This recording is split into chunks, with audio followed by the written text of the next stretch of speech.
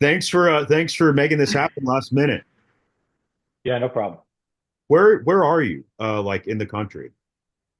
Maryland.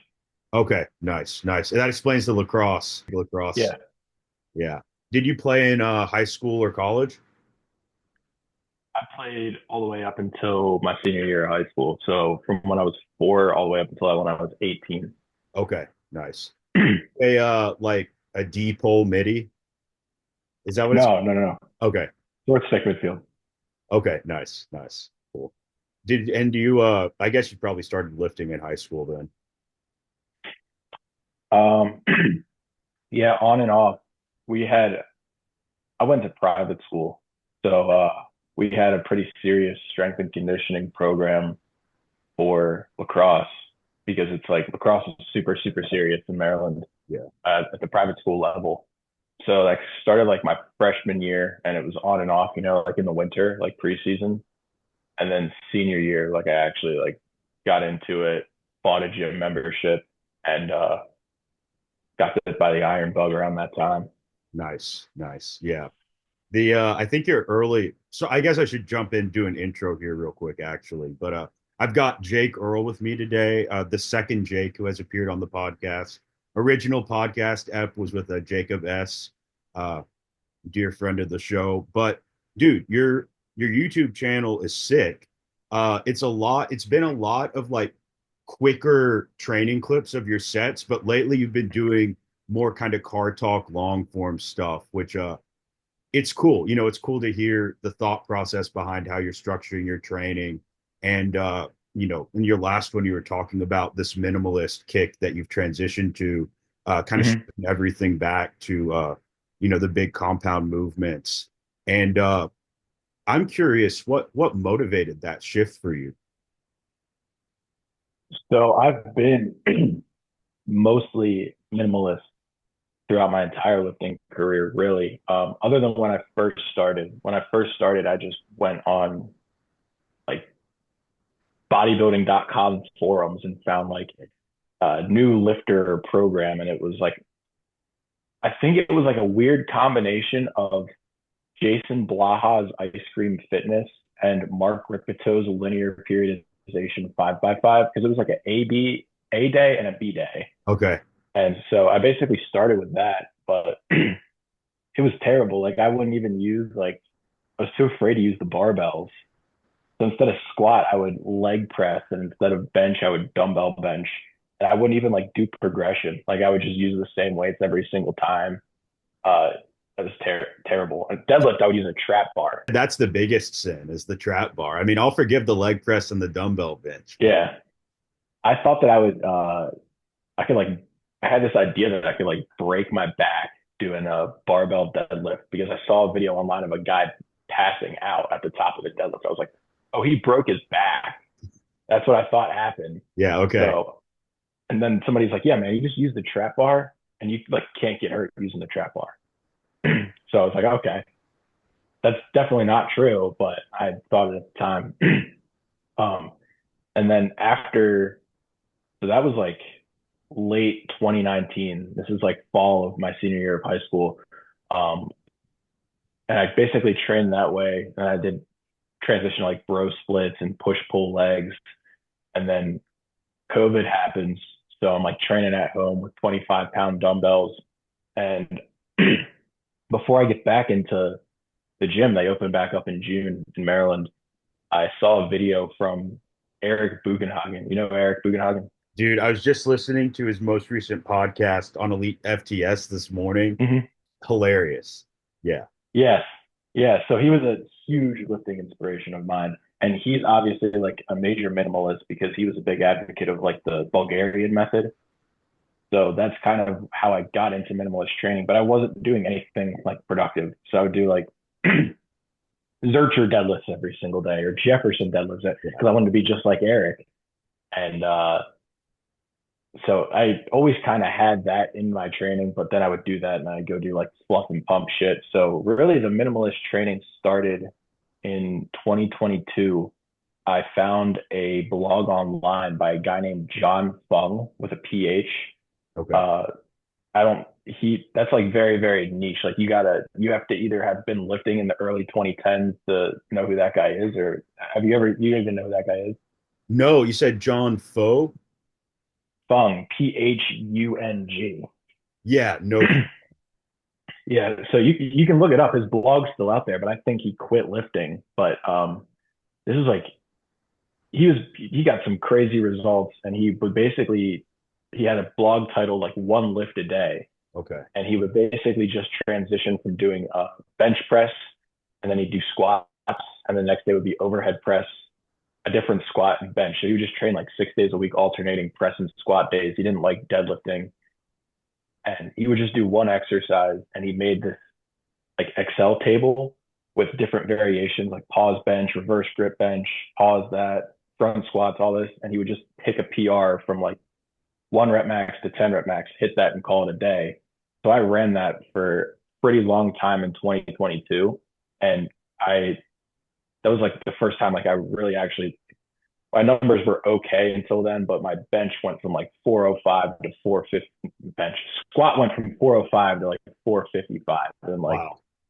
2 months, and then 470 because I just never really like I had bouts of like squatting every day and stuff like that until that point, but this was like the most consistent, and I wasn't just 1 rep maxing all the time. I was hitting like 5 rep maxes and 6 rep maxes. So that's really where it started. And that was where I got like pretty strong. And I would transition out of that, get weaker and smaller. And then I'd go back into that when I decided I wanted to get strong again. So that's just what works. And now I'm working full time um, after graduation. I graduated college like last year, so um, I've been working basically full time since 40-hour weeks, stuff like this. And between work and other life priorities, that's just what works the best. Just do one lift, really focusing on what makes you strong: overhead press, bench, squat, deadlift, and just get the hell out, get in, get it out, get work in. Yeah. And you lift early too, right? Yeah, I have to be at work at 11:30 right now. So I wake up at around 6, and then I'm lifting around 8 o'clock. Okay. Yeah. What do you do for work? Because you were saying you commute, you like drive a lot on Mondays and Fridays. I drive a lot Tuesday, Wednesday, and Thursday. Okay. Yeah, I'm in sales, Oh, okay. so I do the door to door stuff. So I got to Wow. drive all over because we can't hit the same neighborhoods all the Sure. time. Yeah. And my company is about 45 minutes to an hour from my house, and then we'll go somewhere else from there. And then a lot of times I'm usually driving back, 45 minutes to an hour home in rush hour traffic. So Oh man. that's where the idea came to do car talk, because I'm just normally just listening to a podcast, and it's like, well, it'd be kind of easy to get some extra like talking in, because trying to talk over like 3 days worth of training that you can just snip into 2 minutes and try to explain like what I'm doing and why is very, very difficult. Yeah. Yeah. Tight timeline. So you've recently committed to the 20 rep squat thing, right? Yes. That's your new Yeah. quest. Yeah. Yeah. I've done it on and off before, but yeah, the big quest right now is 405 for 20. Okay. Nice. And yeah, you started at what, 335 or 355 or something? 350 is what I started at. That wasn't my all-time best. My all-time best was 365 for 20. I did that in December. And you're doing that. I just saw you comment with your split and I wanted to unpack it like on your Mhm. last video. So you're squatting Tuesday, Thursday, Saturday, right? Is that right? Or Tuesday, Thursday, Sunday? Sunday, Sunday, Tuesday, Thursday. Yeah. Okay. But you deadlift Wednesday and then you rack pull Saturday? Other way around. Other way around. Okay. So I guess that makes sense because the rack pull is less taxing than pulling from the floor. But dude, how have those rack pull days been between the squats? Like, I feel like that would be brutal. Yeah, it's stupid. And by the way, I squat on Saturday, so I Oh, okay. left work. I left work this time yesterday. We're at like 2:30 now. Um, I went and lifted at 6 or 7 o'clock at night, and I did 5:45 for five on deadlift, and that's like an all-time PR. And then I benched, and then I wake up this morning sore as shit, and I already went and did my 20 rep squats for the day. I did How'd that go? 365 today. Oh, Yeah, nice. I did it without sleeves, so that's technically a PR, whatever. I was joking around with my buddy because I went to the powerlifting gym near me Okay. before or for today. And I was joking with him when he came in. I was like, I'm an idiot because I decided to program heavy deadlifts before the heavy 20 rep squat day. Um, I can definitely feel like my upper back failing throughout the set. Like I still get 20, but that's definitely some days are difficult for my upper back. Yeah. Do you prior to this, because I mean the super squats program is three squat days a week, right? But Mhm. prior to that, were you squatting twice a week and pulling twice a week? Yeah, if I'm gonna do, I'll say more productive, Okay. because 20 rep squats don't really make you strong. If I'm gonna be productive, I'm gonna do 3 sets of five 2 times a week. Yeah. Okay.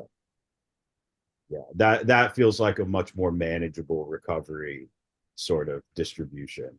Because I would Yes. not I know I mean we both follow Buck Tow Truck, and I just recently realized that he's deadlifting Saturdays and squatting Sundays, which is Oh, is wild. he doing this? I Buck. When I found his page, it's kind of like a continue. Like, so I was talking about John Fung earlier, Oh, and his one lift a day. It's just like to a top set, pretty much. I think that he started to hit some plateaus before he dropped out of training for. I mean, the guy had like a wife and kids, so, and he was also like 40 years old. So I think he was you know, priorities catching up with him. But so he got pretty strong off of that. He got like a 575 squat, 420 reverse grip bench, and a 600 deadlift at like 220 pounds at like 5'3" or something like that. wow, dude. But 5'3", 220. something like that. Like That he is called himself. stacked. You should go check out. He Yeah. still has like YouTube videos up. If you look it up, like the guy, he jokingly called himself like a muscle sphere in his blogs, and he actually was. Nice. But Yeah. yeah, for Buck Tow Truck, when I found that page, it's like, okay, this is kind of like a continuation of like what, because he does one lift a day, I think, and Yeah. like this is what you kind of have to do. Like, those are good numbers, but obviously his numbers are like way better than that. So point, you can keep the one lift a day, but you got to do like good volume. So like, 3 sets of five, 5 sets of five, stuff like that. So that was kind of what rung the bell for me. It's like, oh my God, to progress, you actually have to do meaningful volume. I don't know why I needed to see his videos for that light bulb to go off, but Yeah. Yeah. so he's doing the same thing, the squatting after the deadlift day. Yeah, that's what I just recently realized because he said something about it, in his video the other day, but I've never tried it. I feel like I'd just be fried if I did that. But again, it's like I think both of you're pulling one hard set of five, Mm-hmm. So that's not the same as like I'm gonna hit 3 sets of deadlifts, then I'm doing RDLs, then I'm doing barbell rows. And maybe you would adapt after a couple sessions, but it sounds like hitting that PR for you was took a little bit out of you yesterday. Yeah, it definitely did. Like my back was fried, and I I had to like kind of move it around that way because I didn't want to do like 20 rep squats and then try to do either overhead press or bench afterwards. So trying to like bench after the deadlifts and like just trying to like arch my back, like it was so like very much fried. Yeah.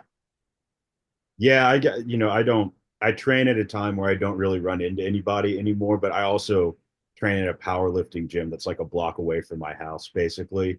And all the like the FSU powerlifting team trains there, and all those guys are like SBD days, benching 4 or 5 times a week. And just to me, even benching after I squat is terrible because at least if I'm doing low bar, my elbows are so fucked that Yes.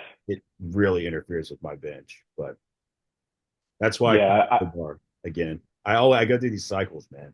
I'm back to high bar. So I just I do kind of high bar. I think that if you showed it to like a high bar purist, they'd be like, "Oh, that's a mid bar or low bar." But if I show it to a low bar guy, they'll tell me it's high bar. So I'm probably like a combination of like a high to mid bar, and that's just always what's felt best for me. I don't hate low bar. I get its point, but it just also doesn't look as aesthetically pleasing as a good high bar squat. oh, absolutely not. Yeah, and that's what I'm trying to find is probably more accurately. I want to move into like a mid bar position, just kind of inch it down my back.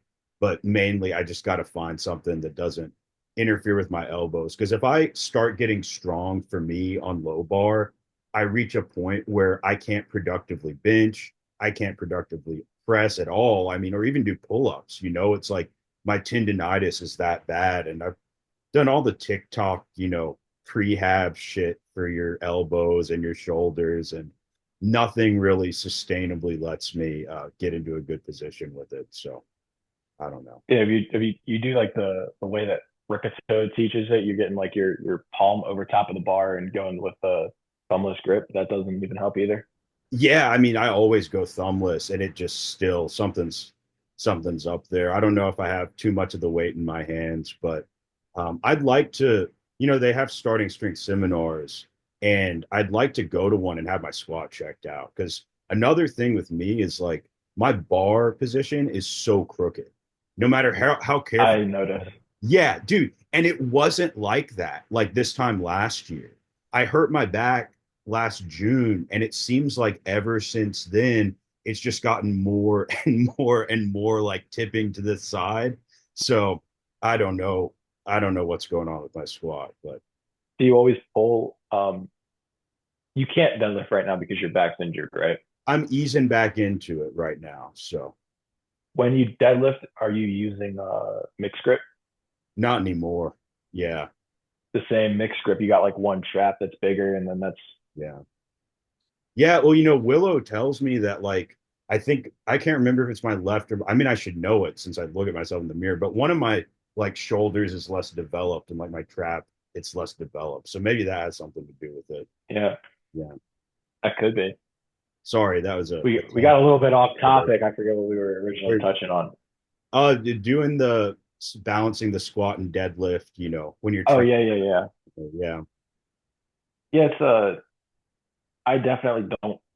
I think it's because it's a 20 rep squat, so it's really not heavy. If I was doing like being productive and doing like 3 sets of 5 or something like that, then yeah, I would definitely have a gap day. I think originally when I was planning to do 2 squat days a week, I was doing deadlift on Saturday, bench on Sunday, and then it was squatting on Monday.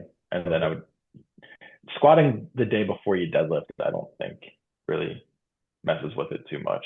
Yeah. Intuitively, I'd feel like since a deadlift doesn't have as much of an eccentric, I mean, unless you're like, RDLing it back down, it would seem like that would take less out of you. But I guess it's just so taxing on your low back and your mid back that it, toasts you more than it would doing squat to deadlift. But Yeah, and also if it was like a low bar squat, then I could see this being much more problematic as well. yeah, yeah. So when do you think you're at 365 for the 20 rep squats right now? How many weeks out are you projecting that you're gonna go for 405? So it's 5 pound jumps 3 times a week. So next Sunday is going to be 380, Okay, and then 15 more pounds is going to be 395. So that'll be 2 Sundays from now. And I'm not going to do 400. I'm just going to go 395 to 405 sure. because 400 is just a cock block number at that point. So I don't know if I'll take like instead of doing it every other day, if I might take like 2 days of recovery between 395 to 405 or something like that. Yeah. But so I guess that's what 2.5 weeks from now should be Okay. 405 for 20. Yeah. And then once you hit that, what's next on the docket? I mean, are you gonna go back to fives? Yeah, probably. That getting 405 for 20 is just to for sake of hitting 405 for 20. I don't think that I'll continue doing 20 rep squats. After that, I'll cycle back onto it at some point because I am definitely an advocate of 20 rep squats. I do think that they have their place in training, but and I think that you actually touched on this in the podcast with Buck Tow Truck. It's not productive, right? I think that you made the point where it's like, doing that weight is like basically like doing like 4 sets of 5 with it. So for me, it's like, it's 4 sets of 5 with 365. Would I ever consider doing that with the strength level I'm at now? No. So and also raising your true 1 rep max is going to raise the potential for the 20 rep max. Sure. Yeah. I mean, it's a cardiovascular challenge, I think, more than anything, and just a pain tolerance. Yes, I'm finally getting over that hump where I remember last week the 350 I did it for 21. It just felt like hell. I wasn't pacing myself very well, and like afterwards, I think I walked around the basement for like 10 or 15 minutes to catch my breath. Today, after 365, I remember just banging out like I kind of separated into like 4 sets of 5. Like I'll do 5 and then I'll breathe and 5. And I got through like the first 2 waves of 5, and I was like, this actually isn't like this is hard. Don't get me wrong. Like I would love nothing more than to re-rack the bar and go do just about anything else other than 10 more Sure. reps here. Yeah. But it's not destroying my lungs like it was about a week ago. So thankfully, I'm finally getting over that hump. Are you following the diet too? The Super Squats diet? Oh, fuck no. No, no, no. I'm not doing that diet. But that is what got me into wanting to chase 405 for 20 is Alan Thrall was posting videos about the Super Squats diet. I don't know if you follow Alan and you Oh saw that. yeah. Well, dude, it's funny because when you said you were doing super squats, I was like, that's so weird because I just saw Untamed Strength, their video on it. And then you actually said, yeah, Yes. Alan Thrall posted, yeah. And then I started getting like recommended like random videos of people squatting like 405 for 20 and 30 reps. And I was like, I got to go do that because I know it's conceivable. Sure. Yeah. But yeah, I would never. I considered follow when I first read the Super Squats book in like 2021. I kind of considered doing it, but I was like, this is just so gross. Yeah, dude, all that milk and cheese. Like brutal. I tried to do a gallon of whole milk a day in like 2020 because that was something else that Eric Bugenhagen was like an advocate of is drinking a gallon of whole milk a day. Yeah. And I've made myself lactose intolerant by doing that. You got to get the fair life, but it's so That's pricey. what I do now. Yeah. It is very, I have like 4 bottles in my fridge right Yeah. now. Yeah. And Our it's not fridge is, very big either. yeah. Yeah. Like probably 25% of our fridge space is Fairlife bottle milk right now. So yeah, Yeah. I drink more than I probably should. But Yeah, I'm the same way because my my breakfast in the morning, so my pre-gym meal is like a big fucking protein shake with a bunch of Fairlife milk in it. So I'm using like probably at least 2 cups every time I make that protein shake. yeah. Yeah, man, I never want to eat. I train first thing, and I never want to eat before I go in there. It doesn't feel good. But for me, I mean, I'm in a gaining phase right now, which I guess you always really should be, when you're trying to get stronger. But that's just an opportunity to get some calories, get the like, get out ahead of it a little bit. So I always make sure I get protein and then I have some like rice cakes and honey, but it doesn't feel good. I'm not naturally like a morning eater.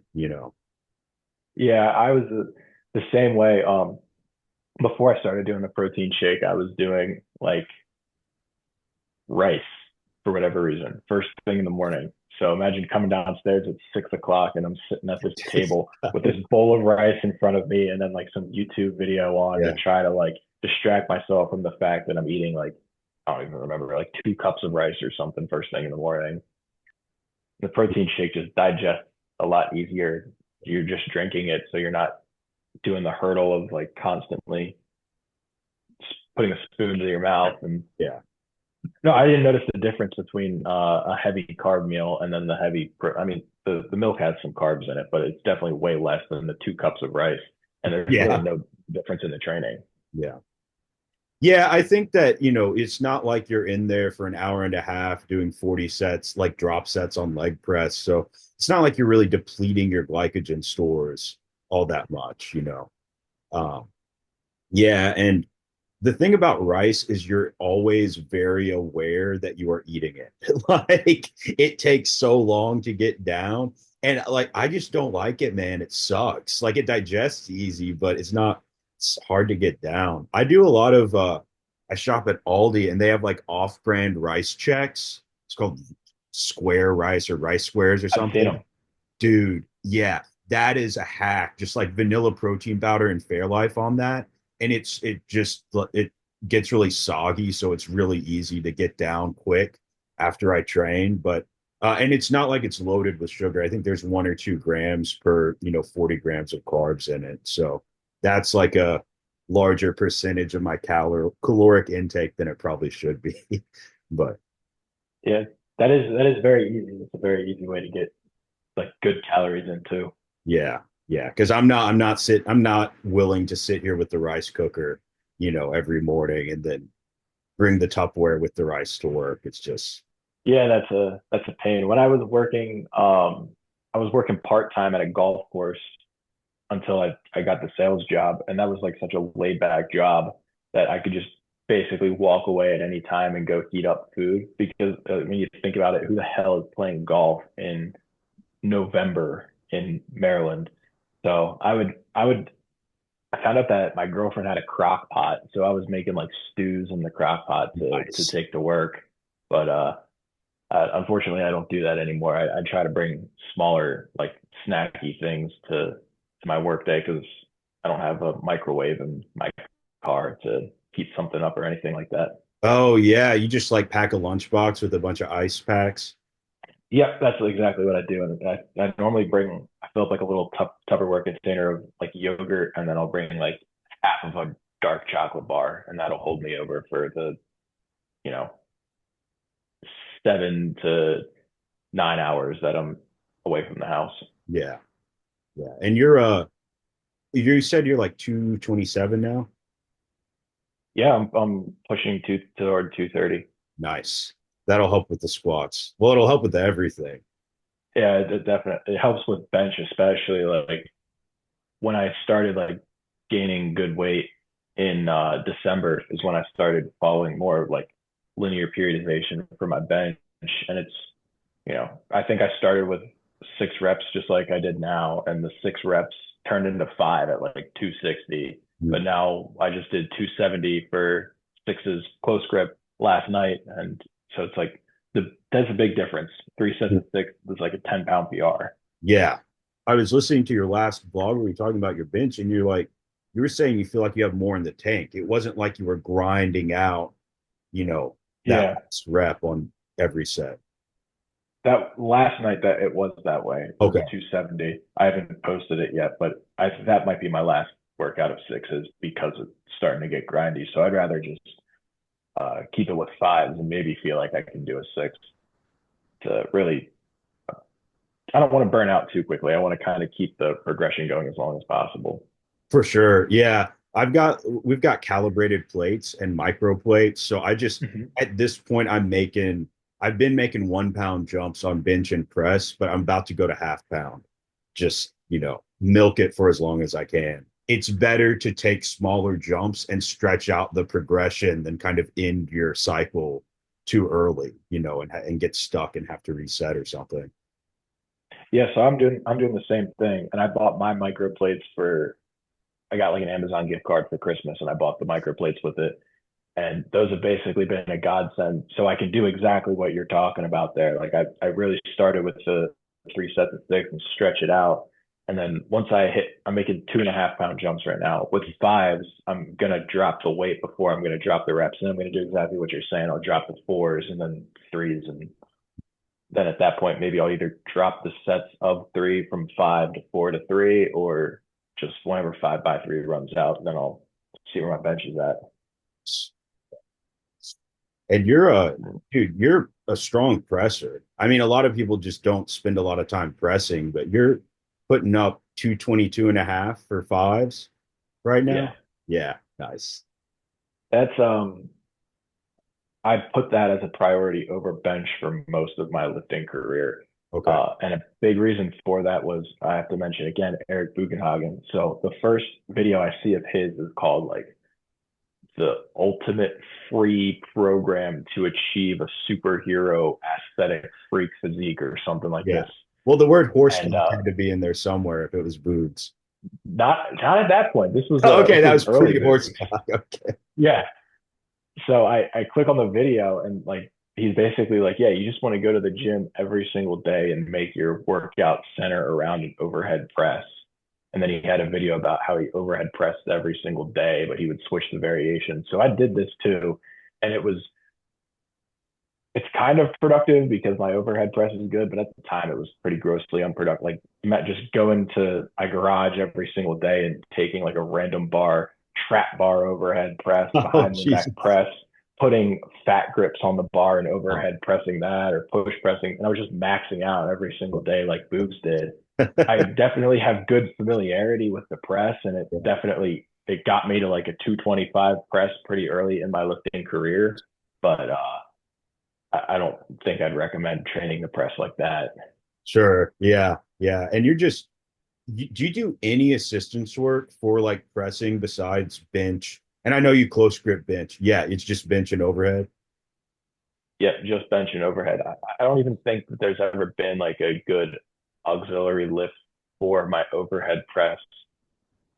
Weighted dips, I would say, Yeah. is the only one that's ever been something that when I did weighted dips and I watched the weight increase, my overhead press got stronger. But that's about it. Like definitely not dumbbell press or Sure. anything like that. Yeah.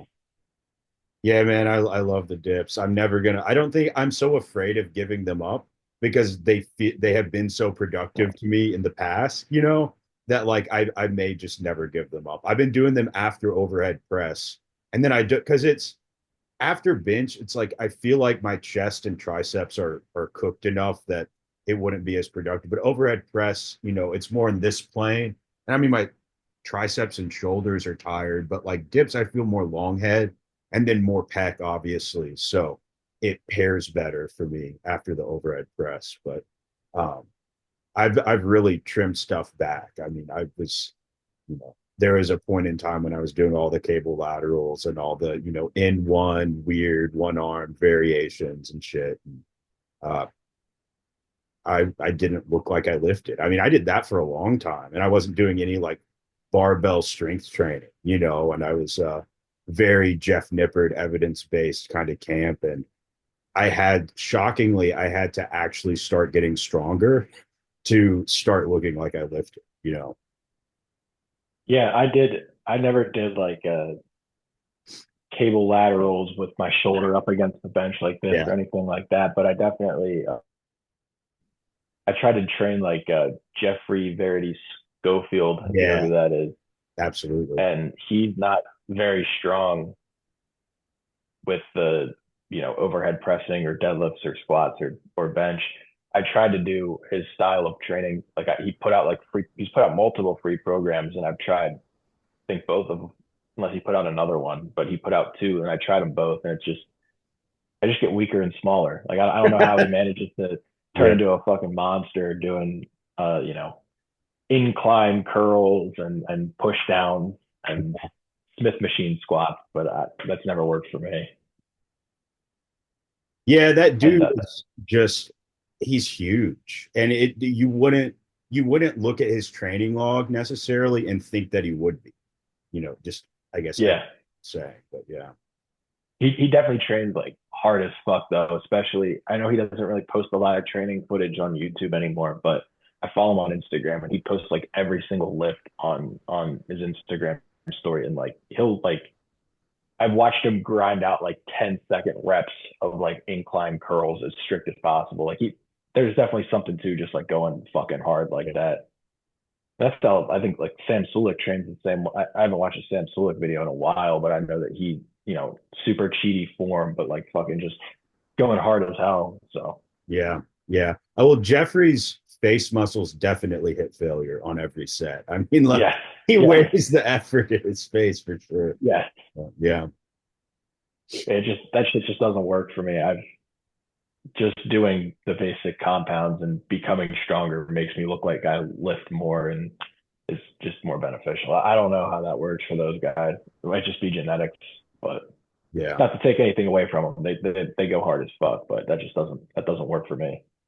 Yeah, yeah. I think that there's like a, within a, there's a certain where we maybe fall within like a standard deviation of normal. And for most people, probably focusing on getting stronger and like those 5 or 6 basic movements, throwing in chin ups there, or pull ups, that probably is best. But maybe somebody who's like, I mean, Jeffrey was a runner, distance runner. Maybe he's like more slow twitch dominant, which that could very well all be bullshit, but they say like you respond better to volume, you've got more slow twitch fibers, but I don't know.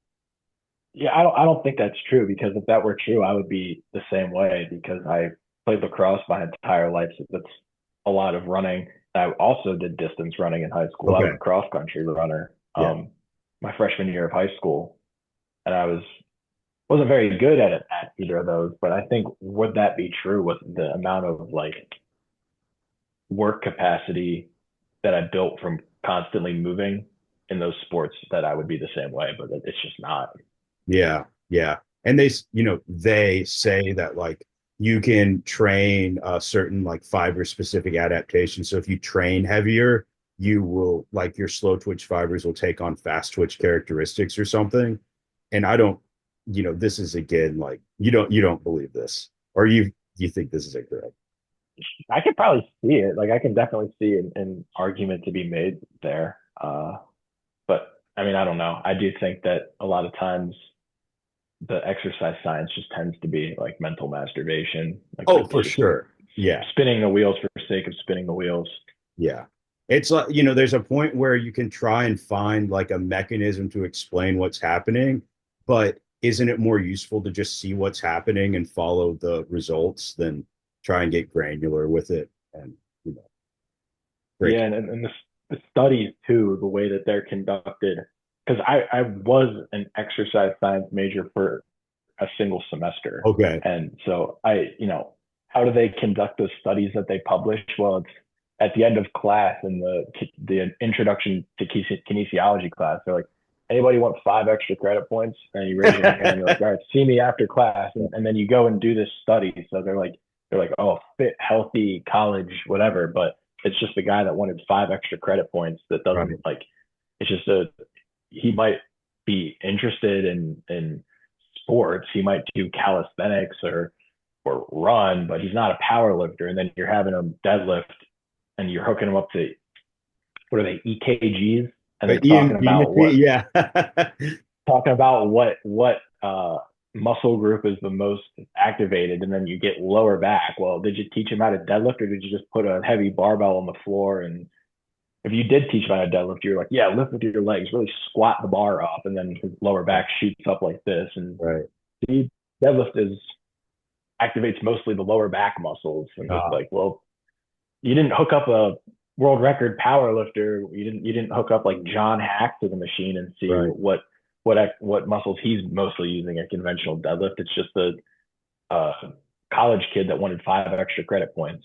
Totally. Yeah. And like the study duration is what, 6, 8 weeks. And you're gonna try and Yeah, take like cross-sectional area to judge if they grew muscle or not. Like the kid could be dehydrated before he takes the test the second time or something. And that could affect, the like muscle mass as it's recorded by whatever. yeah. I remember one study they wanted to do that my teacher brought up in the class, and they wanted to see how like the super basic lifting regimen would impact your BMI. So you actually not your BMI, sorry. You got to take Fat-free a max DEXA index. scan. Oh, okay. DEXA. DEXA scan. So you got to take a DEXA scan. So that's how she kind of pitched it. She's like, if you want to take a DEXA scan, you can do this. And then the regimen was like push ups, sit ups, and jumping jacks 3 days a week. And you're not allowed to do any other form of exercise. And you'll take a DEXA scan before and a DEXA scan after. I was like, at the time, I was like, well, I would like a DEXA scan, but I'm unwilling to not work out other than doing like push-ups, sit-ups, and jumping jacks. Sure. Yeah. And the other thing is like, if I was that desperate for the extra credit points and somebody like me does that, that's going to skew the study too, because I'm going to lose muscle in 6 weeks of not doing my normal training. Right. Yeah, they're assuming like the same baseline for everybody, and that's a huge Yes. assumption to be making. Yeah. Yeah. I don't like exercise. That's not the reason.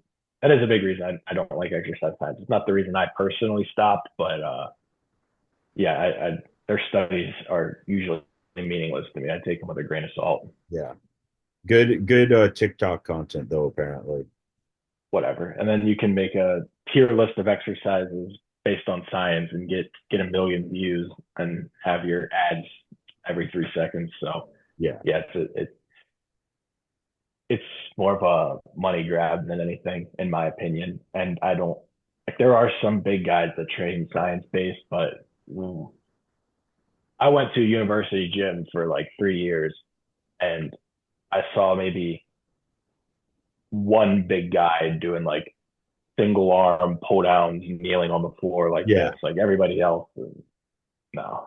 Right. And it's like we don't know how he got there. That's probably not what got him to that size, right? I mean, like Dr. Mike Israetel. I mean, if you watch his training videos from like 10 years ago, he was barbell row. I know you hate barbell rows, but he was barbell rowing like 365 strict, and Yeah, like overhead pressing 275 for eight. And it's like, all right, man, now you're going to tell me you have to lie on the floor and do a cable curl so your back doesn't get tired. Like, that's not what got you where you are. no. I did he competed in powerlifting too, didn't he? Yeah, yeah, he's a power lifter before he, decided to bodybuild. Yeah, yeah. He was that body was built by compound movements, not by laying on the bench and curling like this at Dude, a yeah, 90-degree angle. so wild. Like it almost borders satire, and you wonder if like, is this supposed to be fucking with me? Is this poking fun at how like extreme this has gotten, or is this genuinely somebody, his opinion of this stuff? Yeah, I don't know because he does make content for comedy and he can kind of be trolling. So it might just be the most elaborate troll job ever. Dude, I hope so. That would be an amazing psyop. Yeah, yeah. And it does have like you walk past the cables in your local gym and you are going to see some really, really weird shit. Yeah. As someone who was guilty of that weird shit, yeah, I can testify. I love to see like I go to on the weekends I go to this gym near me and it's like one of the most like hardcore gyms. It Oh, is probably the most hardcore gym in Maryland. I don't want to dox myself, but it's not like the name of the gym isn't in the background of my video. oh, So Alex Eubank goes. oh, wow. Okay.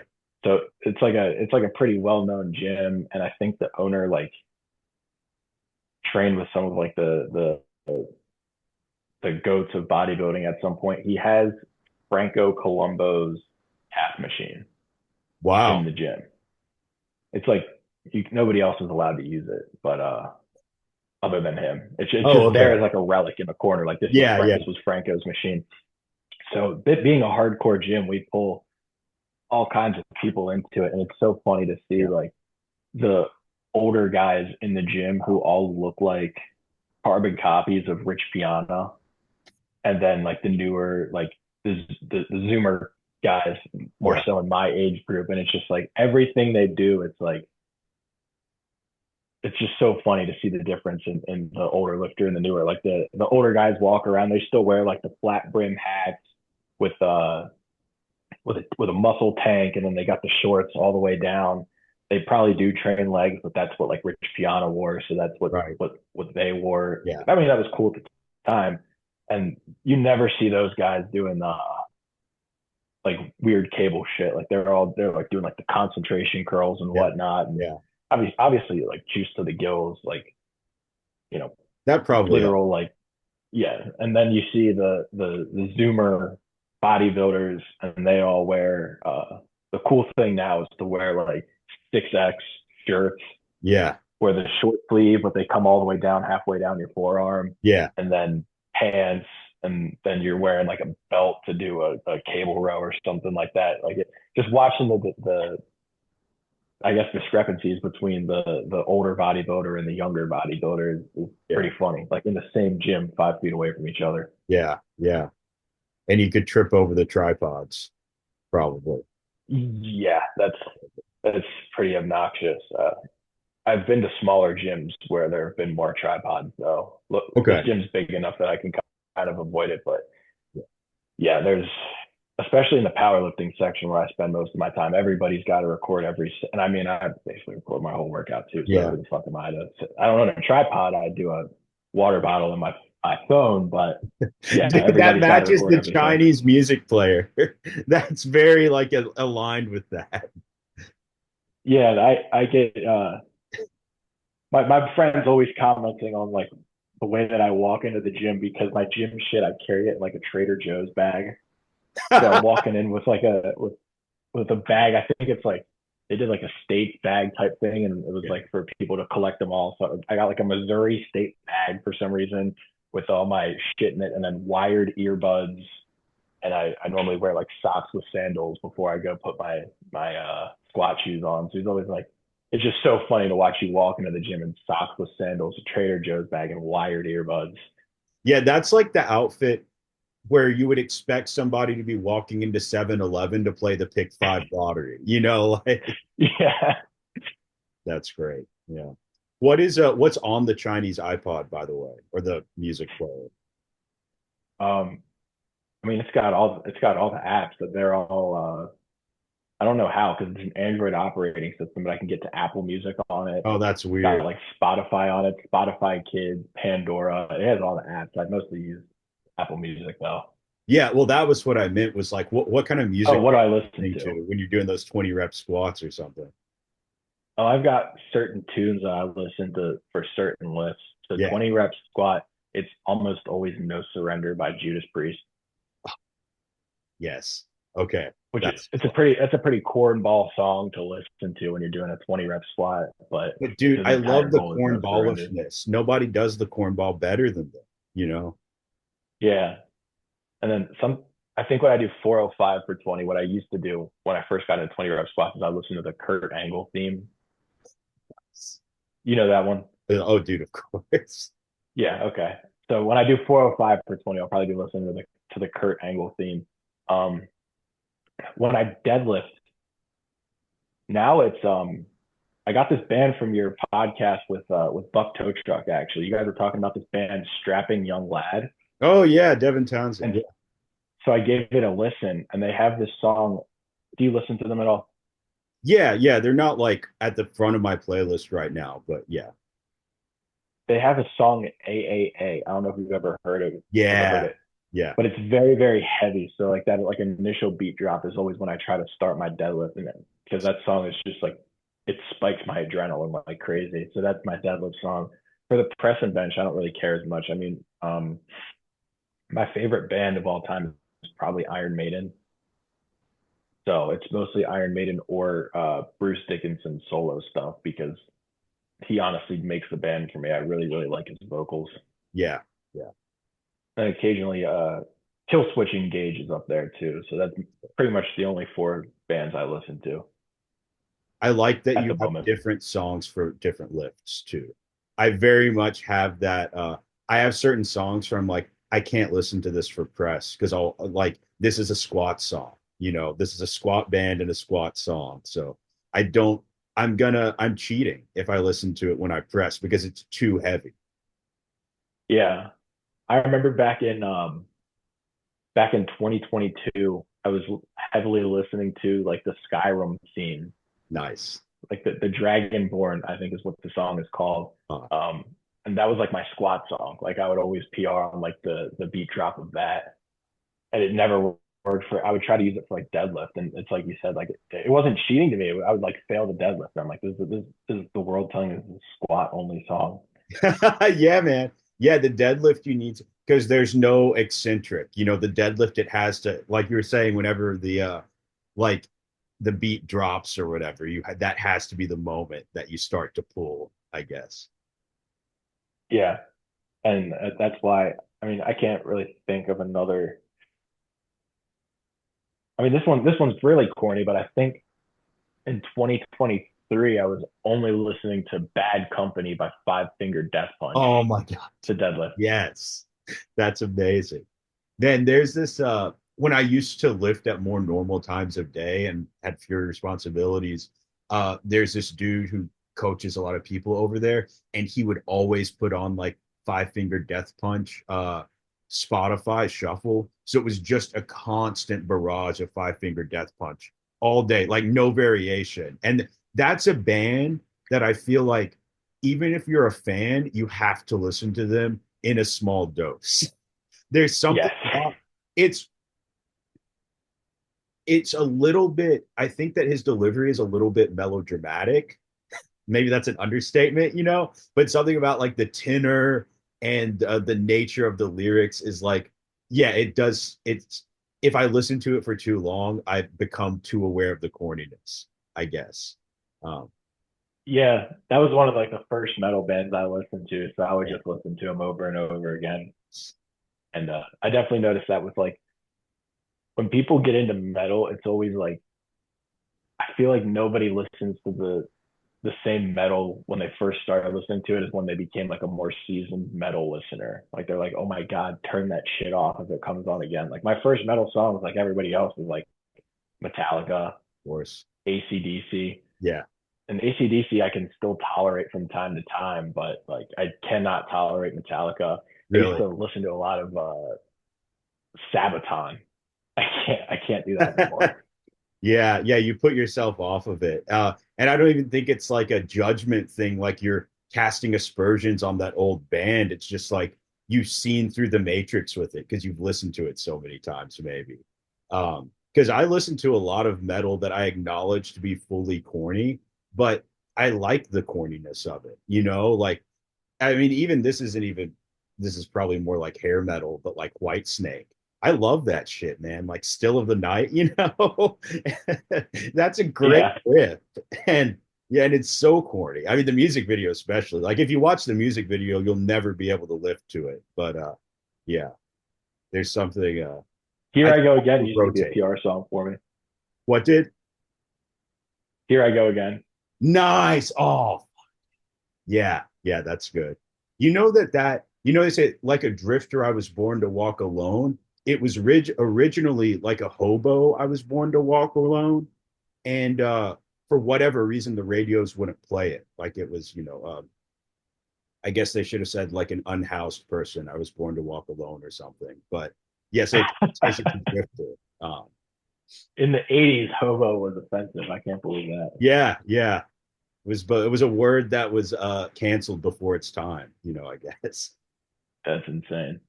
I've dealt with all the same because I'm sure you can relate to this too. You've spent a lot of time in academia, and because you're what, like an English major? Yeah, yeah. I did creative writing in grad school. Okay, yeah. So I my degree's in sociology. So I was in the liberal arts school too. So I dealt with all the same stuff where we had our speech kind of policed. It never truly like somebody would freak out if you said something, but it was like an unwritten rule of the classrooms that I was in Dude. was that's something we would say like unhoused person. Oh, right, right. Yeah, unhoused. Yeah, you have to learn the most. There's always an updated version software for the acceptable terminology, right?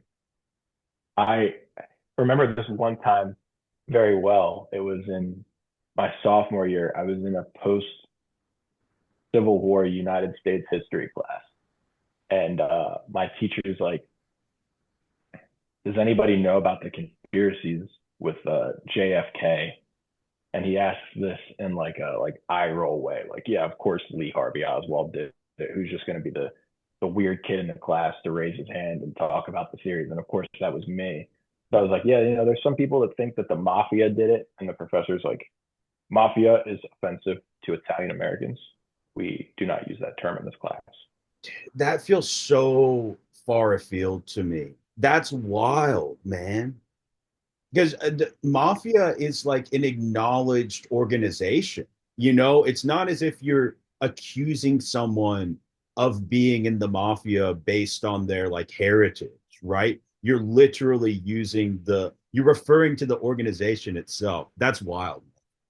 Yeah, I don't know why he was an Italian. He is Italian, so I don't know why. Maybe that's why. But like my, I have a side of my family that's like super Italian, and like they don't. I think like my great grandmother used to be like offended when my mom would ask her if the family was in the mafia, but like you could say like mafia, mafioso, talk about the mafia in front of my Italian family, and they're never going to be like Yeah. Yeah. it's organized crime.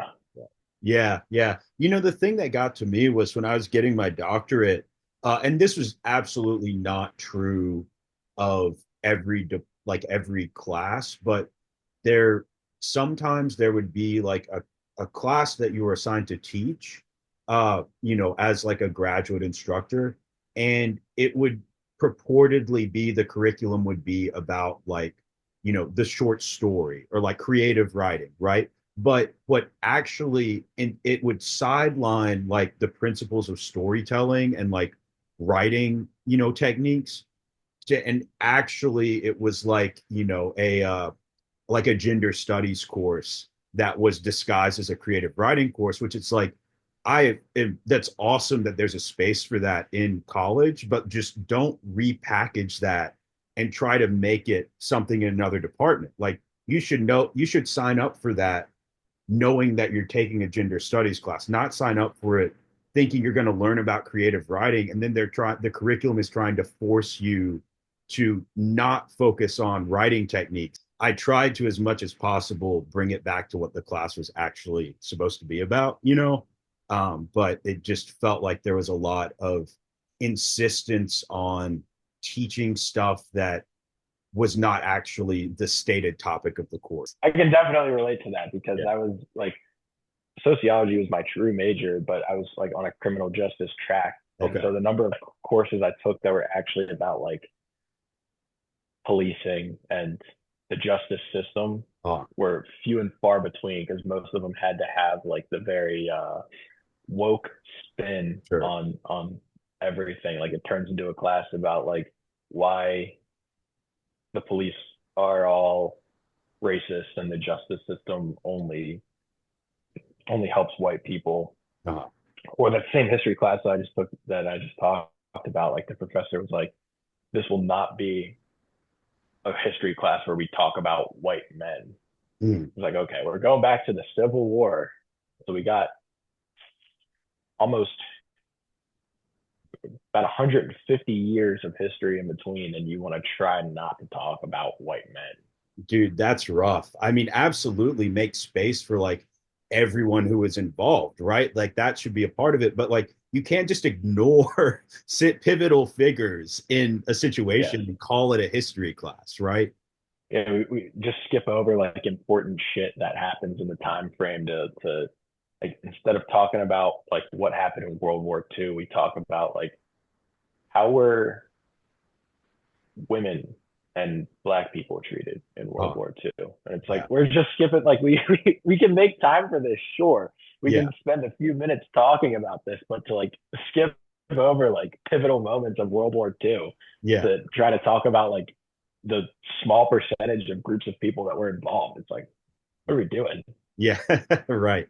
Yeah, no, I learned more about history on my own than I ever did from any high school or college course, and the same can be said for like a lot of other topics, Yeah. which is a very sad statement on the university system.